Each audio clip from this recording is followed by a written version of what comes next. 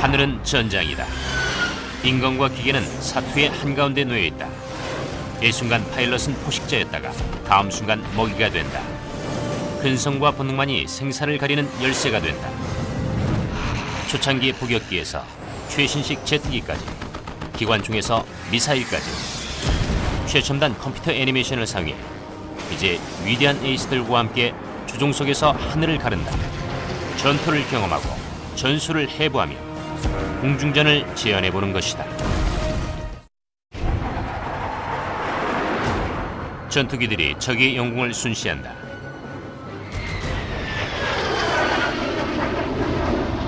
어떤 순간에도 적기의 공격을 받을 수 있다. 파일럿은 단 몇 초 내로 반응한다. 그 몇 초가 사느냐 벌집이 되느냐를 결정한다.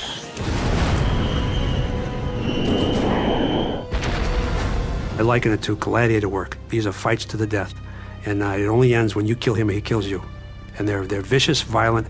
They end in a big explosion, a lot of fire. The planes burn. That's what it's about.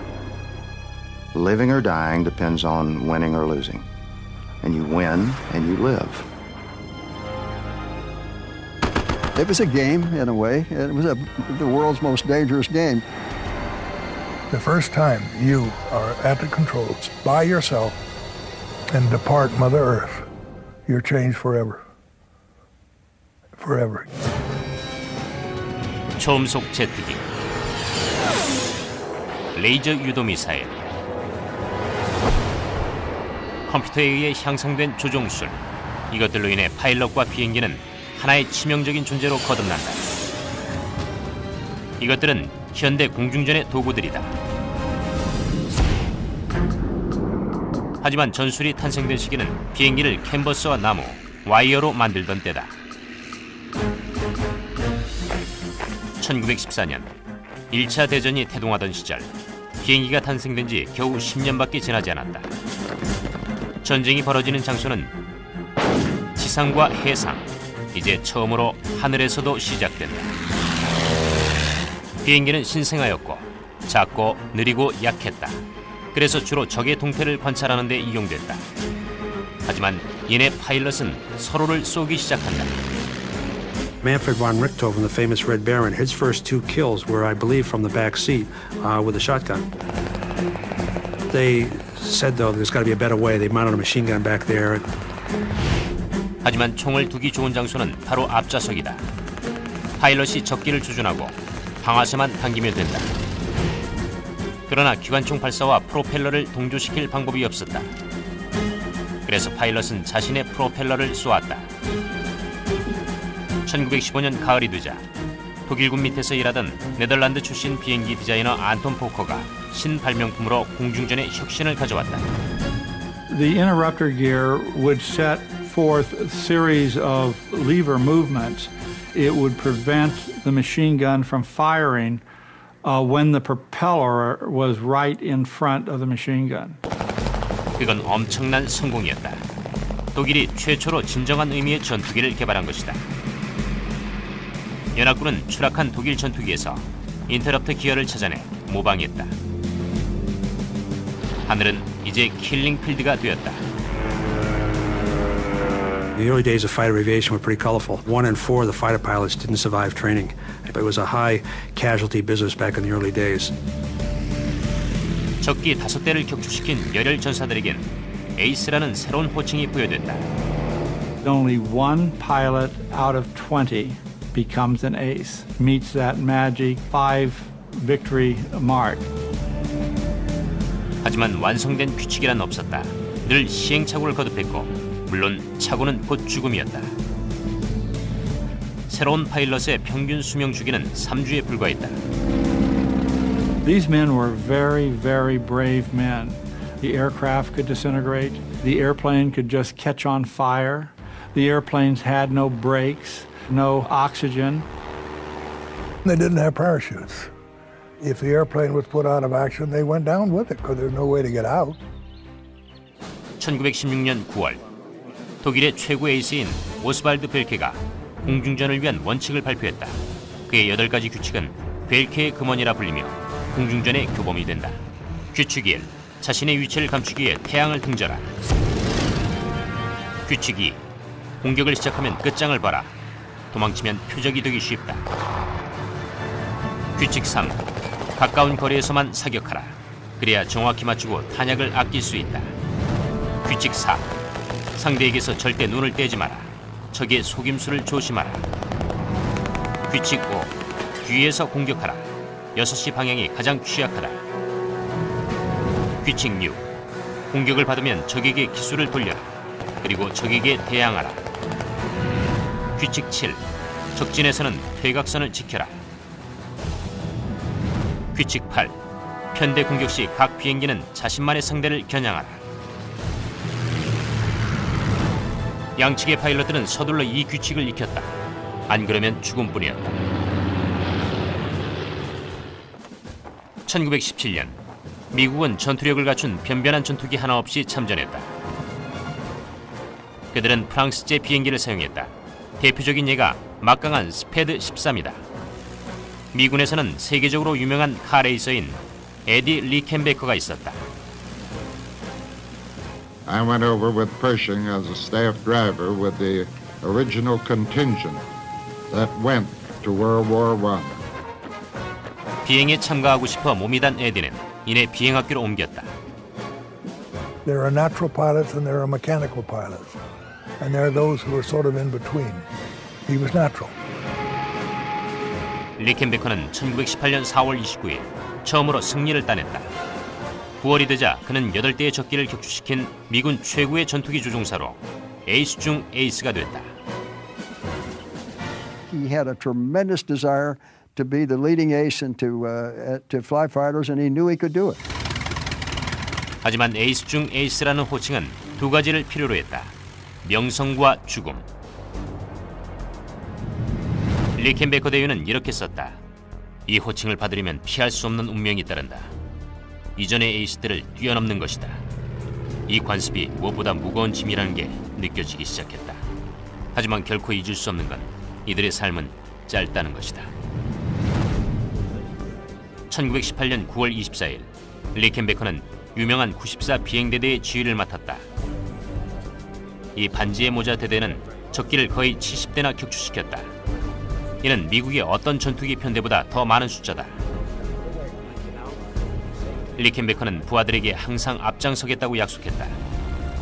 9월 25일 다음날 새벽 그는 자신의 스패드 13을 타고 약속을 지키기 위해 혼자서 이륙했다. 이제 우린 에디 리켄베커와 함께 조종석에 앉아 최첨단 컴퓨터 애니메이션을 통해 최초로 복원되는 그의 전설적인 공중전에 참전하게 된다. 먼저 리켄베커는 하늘로 날아올랐다. 그런 다음 그 아래 멀리서 다가오는 두 개의 반점을 발견했다. 두 대의 독일군 LVG 정찰기였다. 딱 좋은 먹이였다. 하지만 그들만이 아니었다. LVG보다 조금 뒤쳐져 약 300m 위쪽에선 무시무시한 포커 D7 전투기 5대가 있었다. The Fokker D7, without a doubt, was the best fighter plane of World War I. It had a very strong engine. It had low maintenance problems. The SPAD was a very good aircraft too. Very sturdy, and it was really great in a dive. 스패드는 독일의 포커보다 빨랐다. 화력은 똑같았지만 기동성은 포커가 더 우수했다. 7대1의 상황을 맞이하면 대부분의 파일럿들은 도망칠 테지만 리켄베커는 아니었다. 그는 상승해서 벨트의 첫 번째 규칙을 따랐다. He comes out of the sun. That's important. He has the sun to his back and they can't see him. 적의 대형이 지나갈 때까지 리켄베커는 엔진 소리를 죽였다. 그렇게 하면 조용히 공격할 수 있다. 게다가 조준을 방해할 수 있는 엔진이 주는 거친 진동을 미리 없앤 것이다. 리켄베커는 기술을 내려 급강화했다. He realizes that he has a chance to attack from the rear quarter. He chooses to pursue his attack on the tail-end Charlie, or that last fighting aircraft, that Fokker. 리켄베커는 벨케의 5번째 규칙을 따랐다. 적 후방 6시 방향에서 공격하는 것이다. 포커가 리켄베커를 발견했지만 이미 늦었다. 리켄베커는 비커 39경 기관총의 포문을 열었다.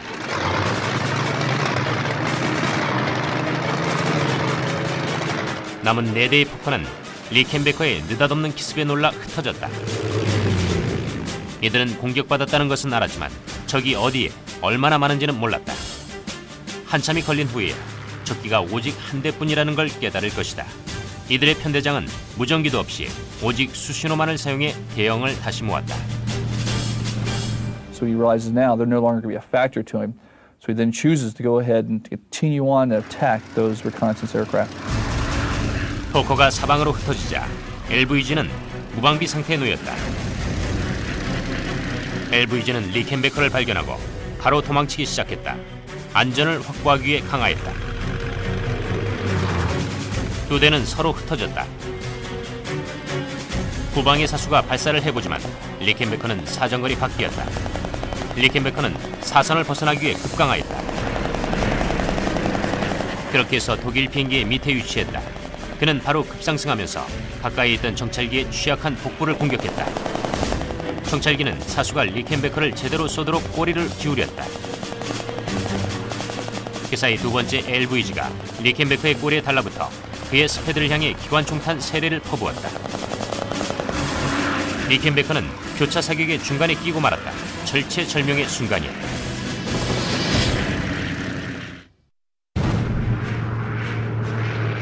(1918년 9월 25일) 미국의 에이스 에딜 리켄베커는 적진에서 7대의 독일기를 공격했다.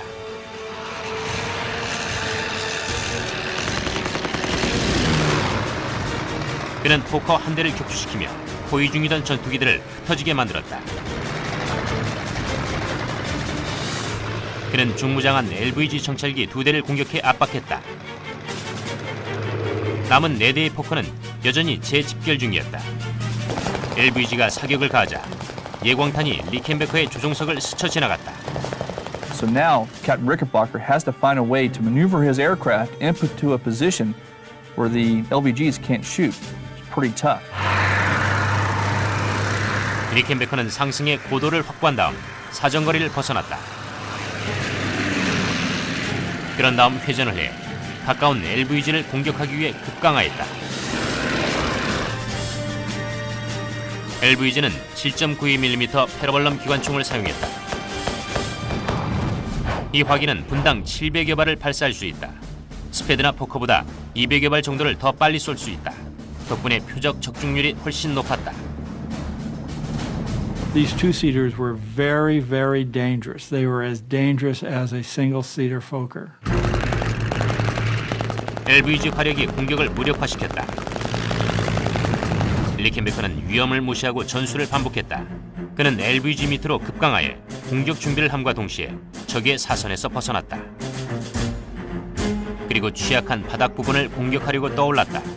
하지만 LVG의 끊임없는 교차 사격 때문에 다시 회전을 한 후 급강하여 공격해야 했다. 독일 군들은 뛰어난 전사들이었다. The Germans were particularly skilled in the dogfight. You just didn't realize the environment you were getting into. Most of their fighter pilots had extensive experience flying two-seaters on the Russian front. As you also might expect, the Germans saw fighting as a duty. The World War I German pilots were very effective, amazing amount of kills. They were fighting over their homeland. They actually started teaching tactics. I'd imagine that's part of the reason why they became so effective. LVG는 다시 옆으로 피하면서 후방 사수가 리켄베커를 대놓고 쏠 수 있게 해주었다. 다시 한번 리켄베커는 상승한 후 회전하고 급강하에 공격을 감행했다. 하지만 독일 정찰기들도 같은 방어 전술을 폈다. 리켄베커는 교차 사격에 갇혀버렸다. 하지만 갑자기 LVG가 납득이 안 되는 치명적인 실수를 하고 말았다. On the fourth pass, for reasons which no one will ever know, the two LVGs separated and gave him some space. 교차 사격에서 벗어나자 리켄베커는 마음 놓고 가까운 쪽의 LVG를 공격할 수 있었다.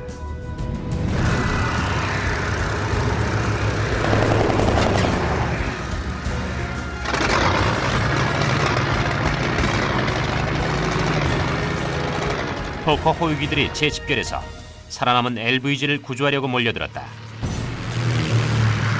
리켄베커는 포커기들이 자신에게 돌진하는 걸 보고 두 대를 격추시킨 걸로 만족하기로 했다. The 4 Fokker D7s did not follow him. That's not unusual for either side to say the fight is over and we've had enough. 그는 적과 7대1로 맞서서 적기 두 대를 격추시키고 당당히 살아서 빠져나왔다. I came out of World War I without a single scratch. There were more than 150, I would say 160 encounters with the enemy, out of which I got 26 victories. 9월 25일 보여줬던 활약으로 그에겐 의회 명예 메달이 수여됐다. I knew that I wanted to be like him. He was my knight in shining armor from the time I was about 8 years old. 리켄베커는 이렇게 썼다. 용기는 자신이 두려워하는 일을 하는 것이다. 두려움이 없으면 용기도 없다. I interviewed a World War I ace, a guy who was 92, and I asked him one time, I said, you ever get nightmares? He said, yeah, I do. I said, when was the last time you had one? He said, last night. And I thought they'd kind of fade away with time, but they don't. 1차 대전의 파일럿들이 개척한 전술은 시간의 시험을 견뎌내고 기술의 발달을 이뤄냈다. No matter how advanced our weapon systems or aircraft become, the tactics that Rickenbacker and Bulkey and those guys developed in World War I are still applicable today.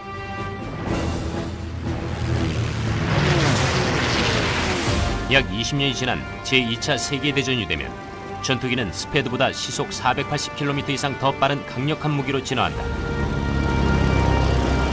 The changes between World War I fighters and World War II was power. We now have aircraft that have more horsepower, they can go faster, they can go higher. They also carried better weapon systems. 스패드에 탑재된 두 정의 39경 기관총보다 사정거리도 늘고 탄약도 더 많아졌으며 화력도 더 센 무기가 비행기에 장착됐다. 더 빨라진 비행기와 더 위험해진 무기로 인해 반응 시간은 줄어들고 실수의 여지도 줄어들었다.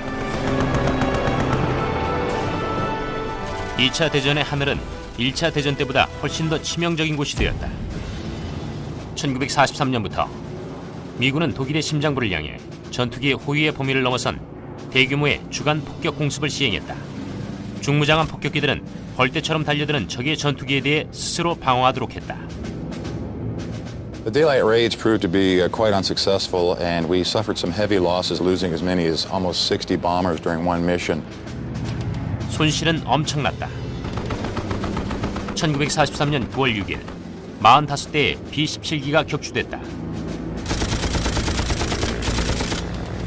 1943년 10월 14일엔 65대의 B-17기가 1100대의 독일 전투기들에 의해 격추됐다. 공군은 이날을 검은 목요일이라고 불렀다. 600 men went down on that day, and it almost put an end to the daylight bombing. They said, now we've got to have fighter escort. Well, we just can't do this without it. 1943년 하반기가 되자 연합군은 마침내 2000km 이상을 날 수 있는 전투기를 갖게 되었다. 덕분에 독일 깊숙한 지역까지 폭격기를 호위할 수 있었다. P-51 머스탱이었다. 1943년 12월부터 머스탱은 폭격기의 호위를 시작하면서 창공에서 독일 공군과 공중전을 벌였다.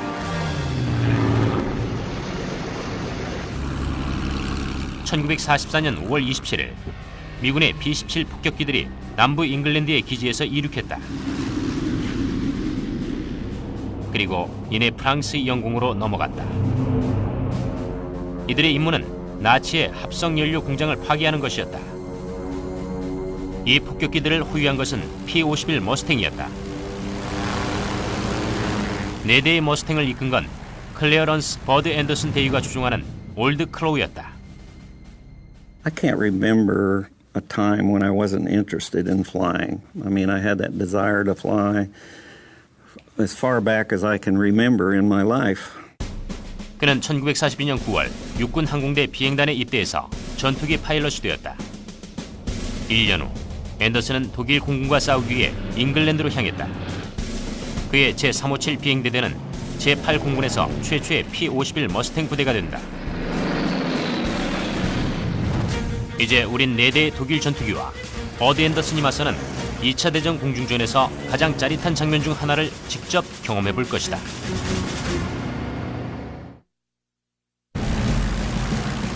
(1944년 5월 27일) 버드 앤더슨이 이끄는 4대의 P-51 머스탱이 미 폭격기들의 호위에 나섰다.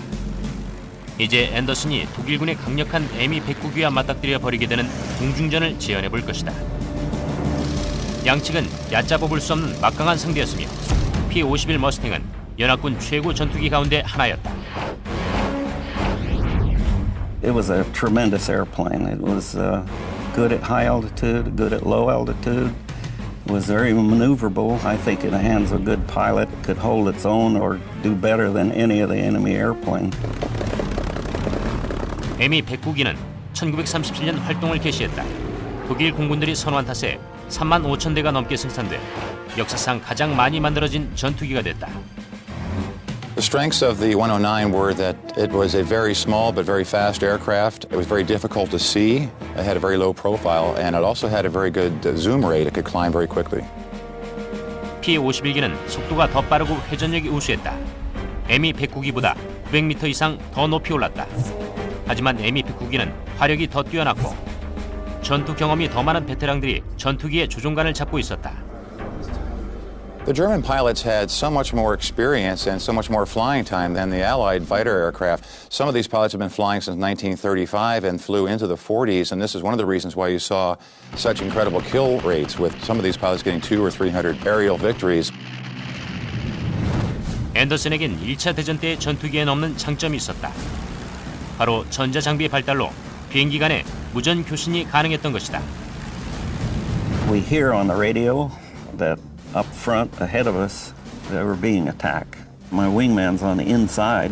He calls out, hey, we got 4 bogies, unidentified airplanes, attacking us, coming down on us from 5 o'clock high. We're very vulnerable.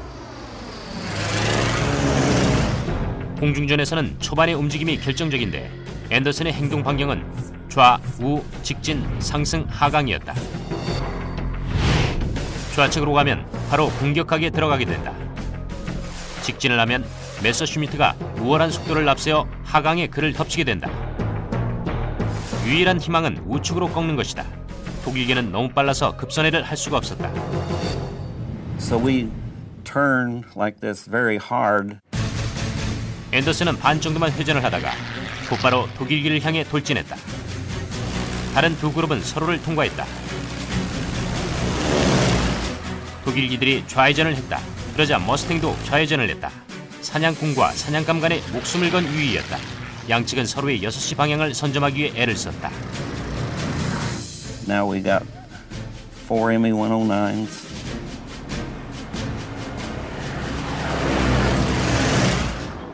And got 4 Mustangs coming around.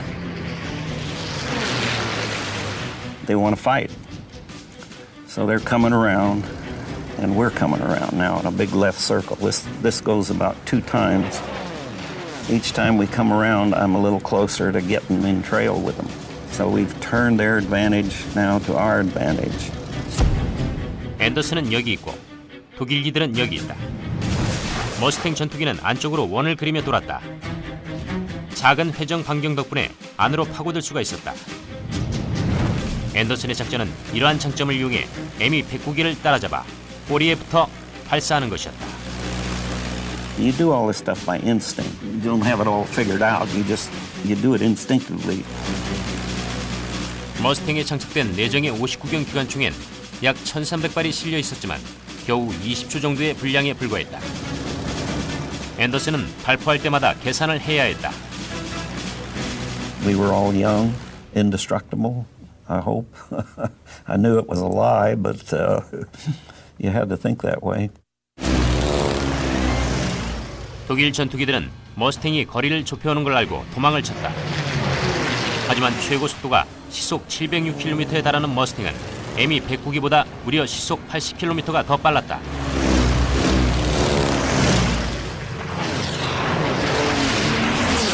그때 메서슈미트 한 대가 대형을 이탈해 상승했다. I'm looking at this guy and I don't want to get too far up or he can drop down on me. 앤더슨은 에디 심슨이 이끄는 머스탱 2대를 보내 추적하게 했다. 그리고 자신과 윙맨인 존 스카라는 다른 세대의 M2 109기를 쫓아갔다. 버드는 머스탱의 압도적인 속도를 이용해 메서슈미트를 280m 내로 따라잡았다. When you shoot somebody down, the best way to do it is to get right here, what we call 6 o'clock. That's what I did with this guy.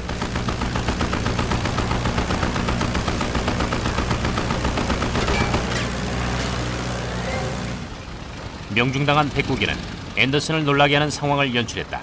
위아래로 뒤집혀 계속 나는 것이었다. And I thought, what the heck's he doing, you know? If he's going to run away, he just would roll over and pull away. I'm sitting there right side up very comfortably and pump some more shells into him.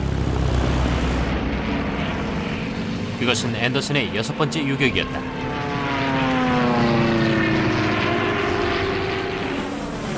이제 2대2가 되었다. 앤더슨은 독일기들이 긴장했다는 걸 알았다.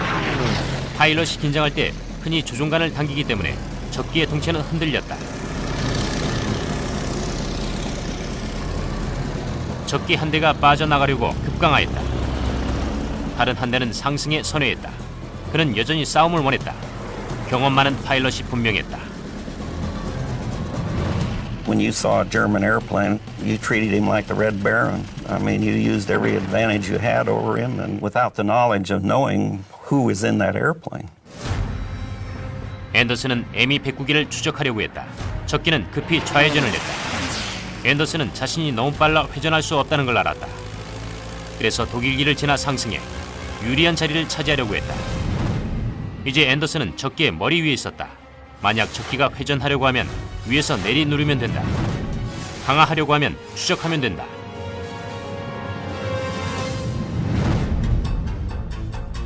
하지만 M2 109기는 기술적으로 역회전 선회했다.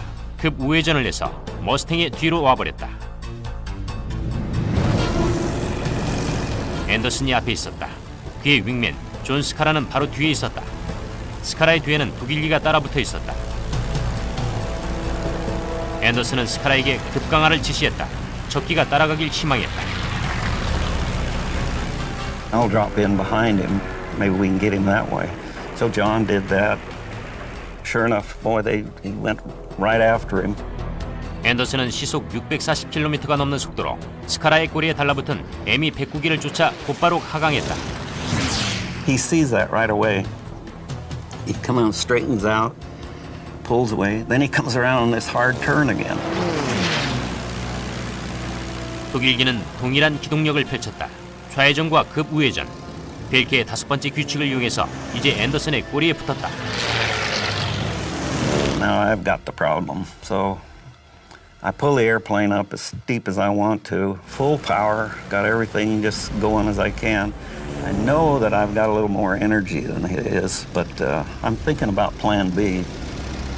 앤더슨은 에너지, 곧 속도가 생명이라는 걸 알고 있었다. 앤더슨은 위기에 처해 있었다.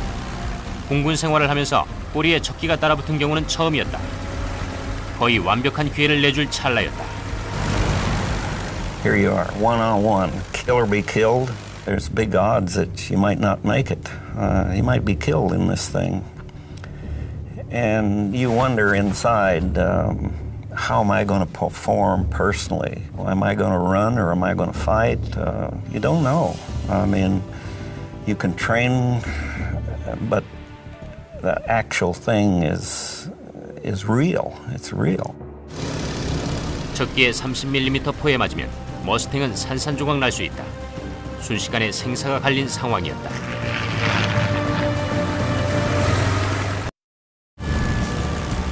미국의 에이스 버드 앤더슨은 독일 전투기 한 대를 격추시켰다. 하지만 이번엔 M2 109기가 그의 꼬리에 바짝 달라붙었다.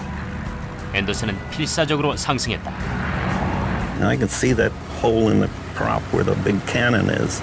And I'm in big trouble if he can get that gun pointed right at me. 라인메탈 보르지크 마크 108 기관포는 30mm 탄을 분당 650발 발사한다. 이 30mm 포탄은 P-51 59경보다 크기가 거의 3배에 달한다. 5발만 맞아도 B-17 폭격기가 부서지고 앤더슨의 머스탱은 한 발만 맞아도 박살날 수 있다. I look back there and man, that thing looked like an elephant gun to me. I'm pulling up. We're both losing airspeed at a pretty significant rate. And pretty soon one of us is going to stall first, and whoever does that is going to be in big trouble. 비행기가 수직 상승을 하게 되면 중력의 저항을 받아 속도가 떨어지고 결국엔 실속해 하강하게 된다. 독일기가 먼저 실속하면 앤더슨이 뒤를 쫓게 될 것이다. 그러나 앤더슨이 먼저 실속하면 ME-109기 아래로 떨어지면서 결국 산산조각 나게 될 것이다. 양 비행기는 성능의 한계 지점까지 수직 상승했다. 목숨을 건 비상을 하는 동안 파일럿의 아드레날린이 펌프질했다. He has to lead me. And he's actually below me. I see him pulling, so I'm pulling. We're both pulling. 스로틀을 끝까지 올리고 앤더슨은 P-51을 한계까지 밀어붙였다. 그때 그의 눈에 그토록 바라던 상황이 들어왔다. I see the airplane shudder. He's starting to lose control. 독일기는 속도와 상승력을 잃더니 후루루 떨며 실속해 곤두박질 쳤다. 그리고 2초 후 앤더슨의 막강 머스탱도 떨리기 시작했다. 하지만 실속하진 않았다. 그는 적기를 향해 급강하였다. 앤더슨은 이제 먹이에서 사냥꾼이 되었다. ME-109기는 다시 통제력을 회복하고 그의 왼쪽으로 거칠게 꺾었다. 앤더슨은 적기를 격추시키기로 했다. 하지만 고도의 기술과 위험한 행동이 요구됐다. 독일기는 여기 있다. 앤더슨은 여기 그의 뒤에 있다. 독일기는 급속도로 좌회전을 계속했다. 앤더슨도 추격했다. 만약 회전을 하지 못하면 속도를 이기지 못해 적기에 바로 코앞으로 달려들어 먹이가 돼버릴 것이다. 앤더슨은 목숨을 걸고 머스탱의 회전을 감행했다. 그리고 성공했다. 앤더슨은 이제 ME-109기의 뒤에 위치하게 됐다. 이제 독일기는 급상승을 통해 벗어나려고 했다. 앤더슨은 이제 메서슈미트가 자신보다 먼저 실속할 거는 걸 알고 뒤를 쫓았다. I start firing right in here, and I saw some tracers go across his right wing a little bit. I pushed a little bit of left rudder, and then pow! I hit him right in the middle, right in the wing root, all around the cockpit and engine area. Tremendous white vapor came out initially. 적기는 명중됐지만 여전히 온전한 상태였다. And then he just suspended in the air. I'm so close I can see the wheel well, and the rivets and the grease and everything. He just rolls over and goes down. I followed him down through 20,000 feet. I was going faster than I ever been in my life. I was going too fast, and I pulled the throttle back. Well, he was smoking now. He's just black smoke pouring out. It must have been a mile long, and he's just going straight down. I see his shadow, and he and his shadow met.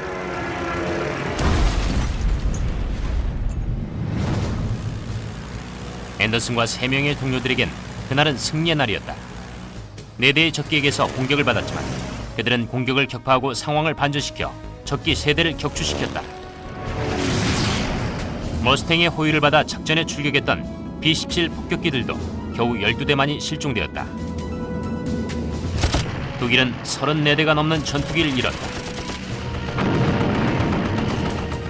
합성연료 공장에 대한 공습도 성공했다. 그리고 2달 후 독일의 연료 생산은 반으로 줄게 됐다. 머스탱과 버드 앤더슨 같은 사람들이 주간 폭격 작전을 구해낸 것이다.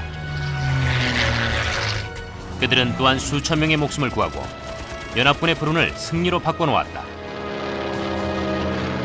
독일은 베테랑 파일럿들을 잃게 되면서 새로 입대한 파일럿들은 연합군 전투기의 총알바지로 전락했다. 전쟁이 끝날 무렵 연합군은 한때 막강했던 독일 공군을 격퇴하고 독일 하늘을 완전히 장악했다. 앤더슨은 올드 크로우를 타고 116번의 출격에 나서 16차례의 요격을 달성했다. 그는 한 번도 심각한 부상을 당하지 않았다. 하지만 그의 대원들과 일부 동료는 운이 따르지 못했다. I had a tremendous relationship with the members of my squadron.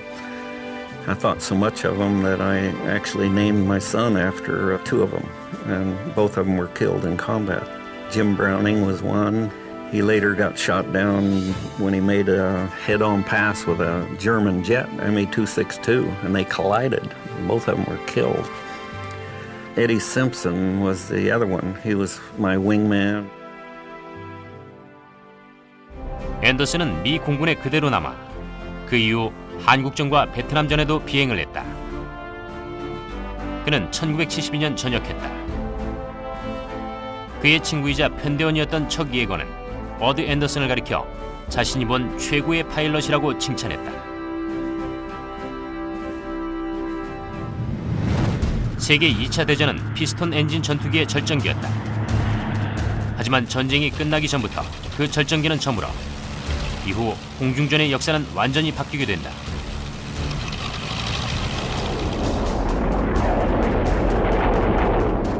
전쟁 막바지 양 진영 모두 제트기를 내놓았다. 하지만 독일의 ME-26기기는 연합군에게 엄청난 충격을 주었다. 독일 군들은 날개를 뒤로 젖히면 속도가 증가하고 강력한 제트 엔진을 쓰면 머스탱보다 시속 160km 이상은 더 빨리 난다는 걸 알아냈다. 도저히 따라잡을 수 없는 속도였다. 하지만 다행히도 연합군의 승리를 빼앗아오기엔 그 숫자는 너무 적었고 또 너무 늦었다. 하지만 전쟁이 끝나자 동서 진영은 제트기가 미래라는 걸 알게 됐다. 제트기는 빨랐다. 하지만 엔진의 연료 소모가 많았고 또 다른 문제를 야기했다. One, you were restricted in range compared to your P-51 in War II. Things happen at greater range, faster. Closure rates, turn radius larger. 제트기의 등장으로 공중전의 속도는 가속화됐고 적을 발견하는 시간도 훨씬 짧아졌다. 머지라고 부르는 마감 속도도 반으로 줄어들었다.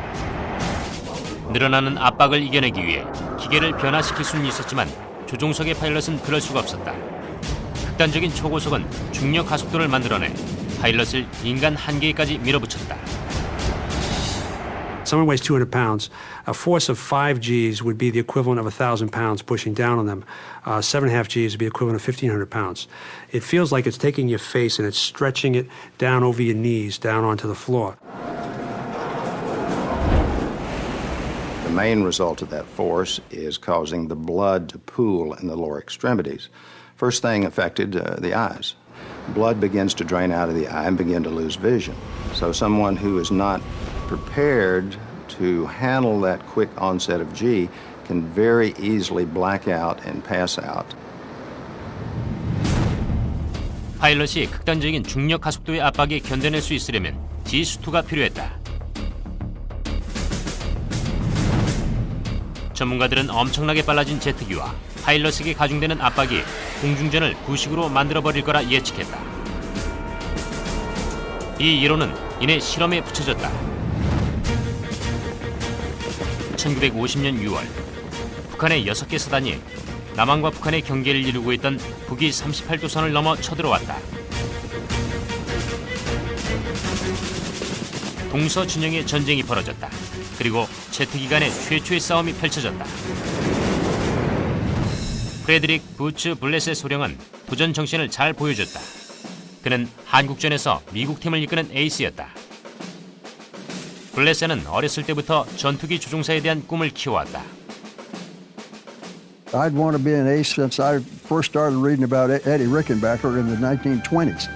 And that was what I wanted to do. I wanted to go to West Point, I wanted to be a fighter pilot, and then I wanted to be as good a fighter pilot as the Air Force had.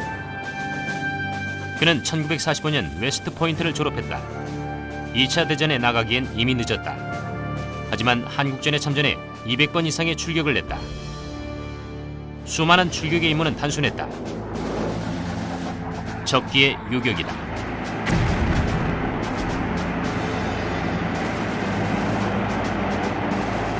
(1950년 11월) 이후 하늘은 빠르고 상승력이 뛰어난 적기가 지배했다. 악명 높은 미그 15기다. 일부 미그기는 훈련이 부족한 북한군과 중국 파일럿이 몰았지만 비밀리에 소련군들도 끼어 있었다. 이 2차 대전의 베테랑들은 훈련도 많고 경험도 풍부한 전사들이었다. The MiG was a formidable opponent because it would do a lot of things that you couldn't do. And the main thing you had to be careful of was not fighting his fight.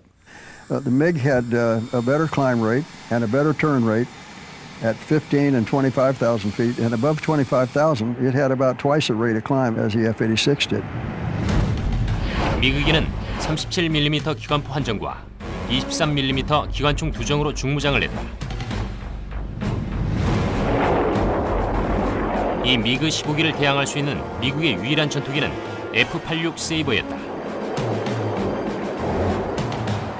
머스탱을 만들었던 노스 아메리칸 에비에이션에서 제작한 세이버는 체포한 독일 과학자에게서 빼앗은 도면을 기초로 했다. 이 항공기는 미군 최초의 후테익 전투기였다. 세이버는 59경 기관총 6정을 탑재했다. 제트기 전투엔 이상적이었지만 미그기의 기관포 같은 강력한 억제력은 부족했다. 세이버는 더 빨리 급강하고 보다 안정적이었다. 포격 진지를 잡아내는 레이더도 더 정확했다.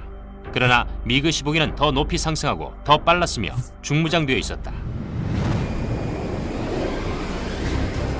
1952년 10월 2일 부츠 블레스는 위기에 몰린다. 그는 기지에서 320km를 벗어나 북한 영역에 들어갔다. 하지만 연료가 부족했다. 그때 4대의 미그 15기를 만나게 됐다. 이제 한국전에서 가장 뛰어났던 공중전 중 하나를 조종석에 앉아 지켜볼 것이다.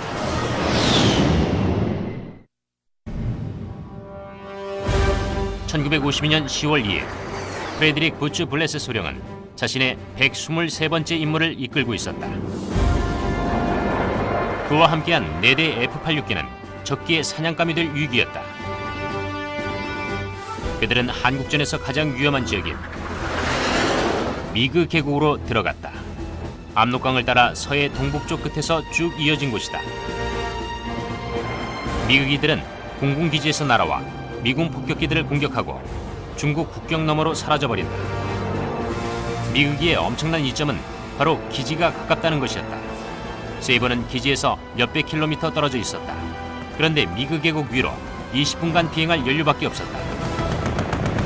블레스와 그의 비행기들은 정찰 임무를 끝내려고 했다. We had 4 guys, and the number 4 man was the new guy, but the element leader had some problems with his fuel system.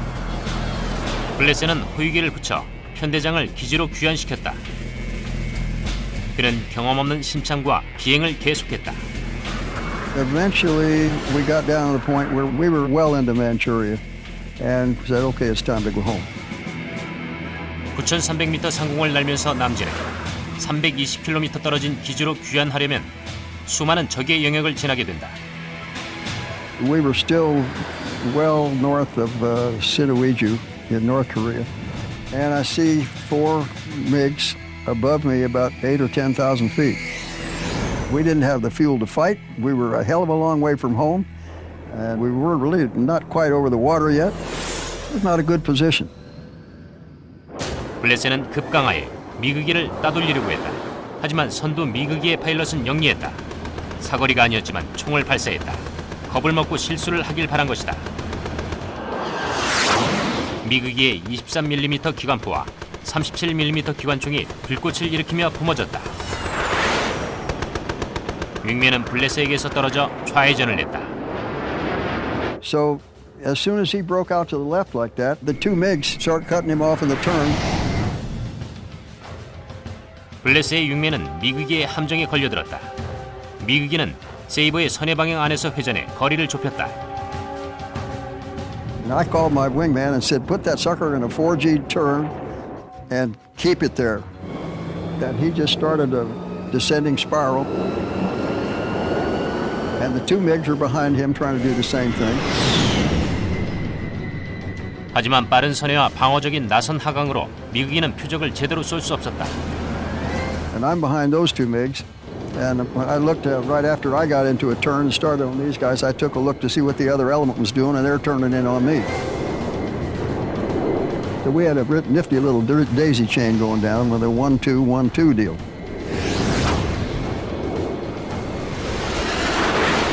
고도 5,400m에서 블레스가 바라던 상황이 벌어졌다.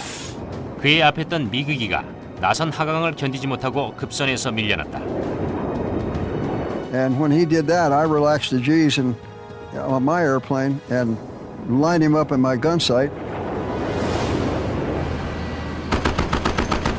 나선 하강에서 중력 하속도 상태로 발포하면 날카로운 사격을 하기란 거의 불가능했다.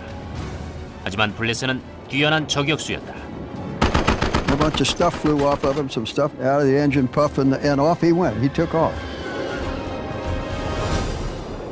그러자 윙맨의 꼬리에 붙은 미그기가 무방비 상태가 됐다. 그는 횡전을 해서 블레스의 다음 표적이 되는 걸 피했다. 하지만 블레스의 꼬리에는 여전히 2대의 미그기가 있었다. 그는 윙맨에게 귀환하라고 지시했다.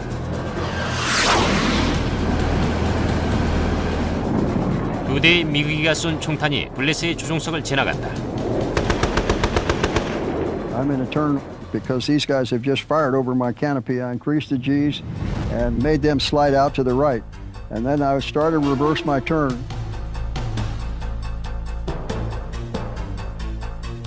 블레스는 훈련과 경험을 이용했다. 상승해서 미그기 뒤로 역회전해 횡전 급강하였다. 그리고 미그기 위로 올라가 공격 준비를 했다. And the minute I did that, this guy could see that he was going to be had if he didn't do something. So instead of trying to turn with me, he just rolled into me and headed for the deck, and his wingman went with him. 블레스는 미그기를 가도록 내버려뒀다.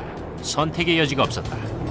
I didn't want to fight with him. I didn't have the fuel. But now I'm down to about 900 pounds, maybe 1,000 pounds of fuel. I'm damn near 200 miles from home, and I'm already starting to calculate whether I can make it or not. 블레스는 연료를 아끼려고 고도 3,300m로 상승했다. 그런데 시야의 한쪽에서 또 다른 미그기가 10시 방향에서 빠르게 접근했다. I thought, boy, school is really out. I can't even go one turn with this guy. I don't have the fuel. Above all, I've got to get out over the water. 하지만 그는 여전히 북한 지역에 있었고 연합군 해역까지는 아주 멀었다. 그의 이름은 적의 선전 방송에도 호명됐다. 미군의 수석 에이스로서 그를 잡으면 포상이 주어진다는 것이었다. It hadn't been more than 2 weeks since Pyongyang Sally had been on the shortwave radio, and she said, "Oh, Major Blessé, I see you got your 8th kill today, but we're going to get you. We're going to get you, and when we do, we're going to hang you from the Han River Bridge." 놀랍게도 미그기는 블레세를 보지 못했다. 블레세는 그의 왼쪽 아래에 있었다. 블레세는 결단을 내렸다. 미그기가 식탁에 올라와 있었지만 이 미그기를 잡으면 귀환할 연료가 절대 부족했다. I'm thinking, why does this happen to me? When I go on mission after mission after mission, and I got all kinds of fuel, and I can't find them, and here I am when I don't barely have enough fuel to get to the water, and here's somebody to fight with. I said, oh, what the hell, why not? And I flipped it over into a turn, pulled up close to him. I came up underneath him and shot him down.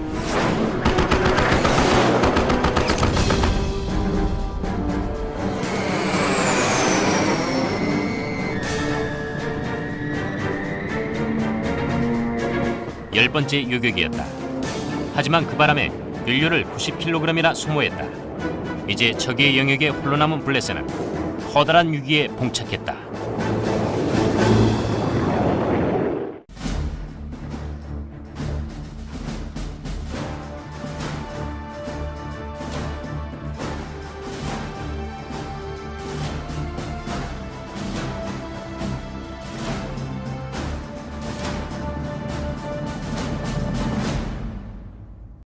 그는 자신의 스페드 13을 타고 약속을 지키기 위해 혼자서 이륙했다. 이제 우린 에디 리켄베커와 함께 조종석에 앉아 최첨단 컴퓨터 애니메이션을 통해 최초로 복원되는 그의 전설적인 공중전에 참전하게 된다. 먼저 리 캠베커는 하늘로 날아올랐다. 그런 다음 그 아래 멀리서 다가오는 두 개의 반점을 발견했다. 두 대의 독일군 LVG 정찰기였다. 딱 좋은 먹이였다. 하지만 그들만이 아니었다. LVG보다 조금 뒤쳐져 약 300m 위쪽에선 무시무시한 포커 D7 전투기 5대가 있었다. The Fokker D7, without a doubt, was the best fighter plane of World War I. It had a very strong engine. It had low maintenance problems. The SPAD was a very good aircraft too. Very sturdy, and it was really great in a dive. 스패드는 독일의 포커보다 빨랐다. 화력은 똑같았지만 기동성은 포커가 더 우수했다. 7대1의 상황을 맞이하면 대부분의 파일럿들은 도망칠 테지만 리 캠베커는 아니었다. 그는 상승해서 벨트의 첫 번째 규칙을 따랐다. He comes out of the sun. That's important. He has the sun to his back and they can't see him. 적의 대형이 지나갈 때까지 리 캠베커는 엔진 소리를 죽였다. 그렇게 하면 조용히 공격할 수 있다. 게다가 조준을 방해할 수 있는 엔진이 주는 거친 진동을 미리 없앤 것이다. 치명적인 존재로 거듭난다. 이것들은 현대 공중전의 도구들이다. 하지만 전술이 탄생된 시기는 비행기를 캔버스와 나무, 와이어로 만들던 때다. 1914년 1차 대전이 태동하던 시절 비행기가 탄생된 지 겨우 10년밖에 지나지 않았다. 전쟁이 벌어지는 장소는 지상과 해상, 이제 처음으로 하늘에서도 시작된다. 비행기는 신생아였고 작고 느리고 약했다. 그래서 주로 적의 동태를 관찰하는 데 이용됐다. 하지만 이내 파일럿은 서로를 쏘기 시작한다. Manfred von Richthofen, the famous Red Baron, his first 2 kills were, I believe, from the back seat with a shotgun. They said, though, there's got to be a better way. They mounted a machine gun back there. 하지만 총을 두기 좋은 장소는 바로 앞좌석이다. 파일럿이 적기를 조준하고 방아쇠만 당기면 된다. 그러나 기관총 발사와 프로펠러를 동조시킬 방법이 없었다. 그래서 파일럿은 자신의 프로펠러를 쏘았다. 1915년 가을이 되자 독일군 밑에서 일하던 네덜란드 출신 비행기 디자이너 안톤 포커가 신발명품으로 공중전의 혁신을 가져왔다. The interrupter gear would set forth a series of lever movements. It would prevent the machine gun from firing when the propeller was right in front of the machine gun. 그건 엄청난 성공이었다. 독일이 최초로 진정한 의미의 전투기를 개발한 것이다. 연합군은 추락한 독일 전투기에서 인터럽터 기어를 찾아내 모방했다. 하늘은 이제 킬링 필드가 되었다. The early days of fighter aviation were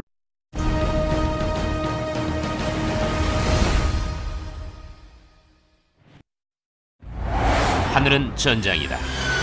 인간과 기계는 사투의 한가운데 놓여 있다. 일순간 파일럿은 포식자였다가 다음 순간 먹이가 된다. 근성과 본능만이 생사를 가리는 열쇠가 된다.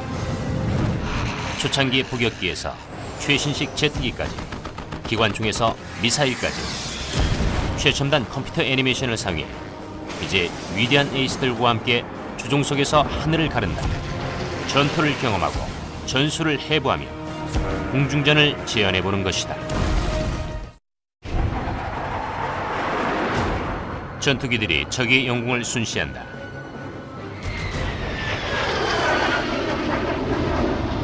어떤 순간에도 적기의 공격을 받을 수 있다. 파일럿은 단 몇 초 내로 반응한다. 그 몇 초가 사느냐 벌집이 되느냐를 결정한다.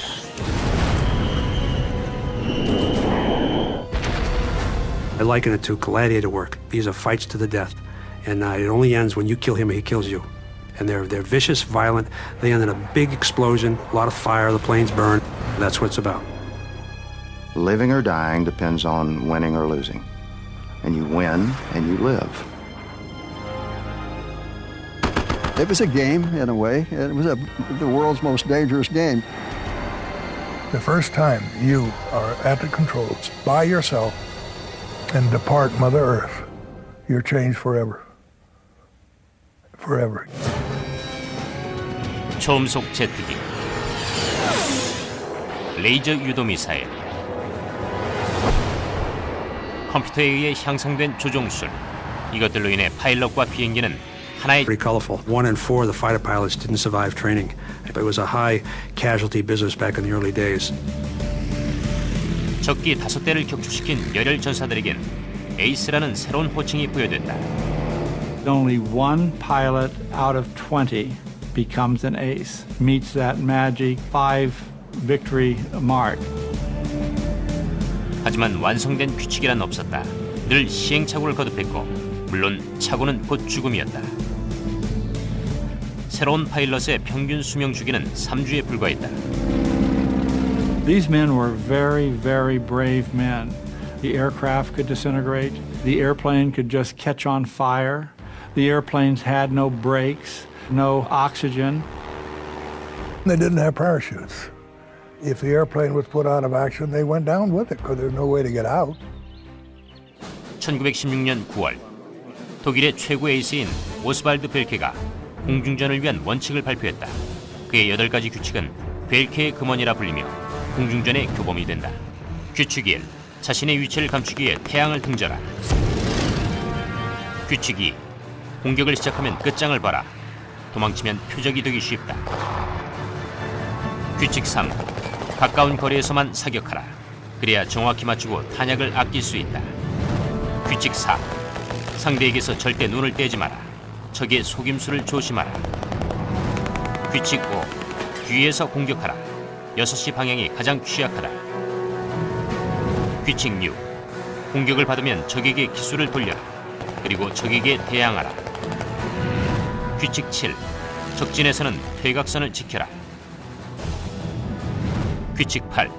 편대 공격 시 각 비행기는 자신만의 상대를 겨냥하라. 양측의 파일럿들은 서둘러 이 규칙을 익혔다. 안 그러면 죽음뿐이었다. 1917년 미국은 전투력을 갖춘 변변한 전투기 하나 없이 참전했다. 그들은 프랑스제 비행기를 사용했다. 대표적인 예가 막강한 스패드 13이다. 미군에서는 세계적으로 유명한 카레이서인 에디 리켄베커가 있었다. I went over with Pershing as a staff driver with the original contingent that went to World War I. 비행에 참가하고 싶어 몸이 단 에디는 이내 비행학교로 옮겼다. There are natural pilots and there are mechanical pilots. And there are those who are sort of in between. He was natural. 리켄베커는 1918년 4월 29일 처음으로 승리를 따냈다. 9월이 되자 그는 8대의 적기를 격추시킨 미군 최고의 전투기 조종사로 에이스 중 에이스가 됐다. He had a tremendous desire to be the leading ace and to fly fighters, and he knew he could do it. 하지만 에이스 중 에이스라는 호칭은 2가지를 필요로 했다. 명성과 죽음. 리켄베커 대위는 이렇게 썼다. 이 호칭을 받으려면 피할 수 없는 운명이 따른다. 이전의 에이스들을 뛰어넘는 것이다. 이 관습이 무엇보다 무거운 짐이라는 게 느껴지기 시작했다. 하지만 결코 잊을 수 없는 건 이들의 삶은 짧다는 것이다. 1918년 9월 24일 리켄베커는 유명한 94 비행대대의 지휘를 맡았다. 이 반지의 모자 대대는 적기를 거의 70대나 격추시켰다. 이는 미국의 어떤 전투기 편대보다 더 많은 숫자다. 리켄베커는 부하들에게 항상 앞장서겠다고 약속했다. 9월 25일 다음날 새벽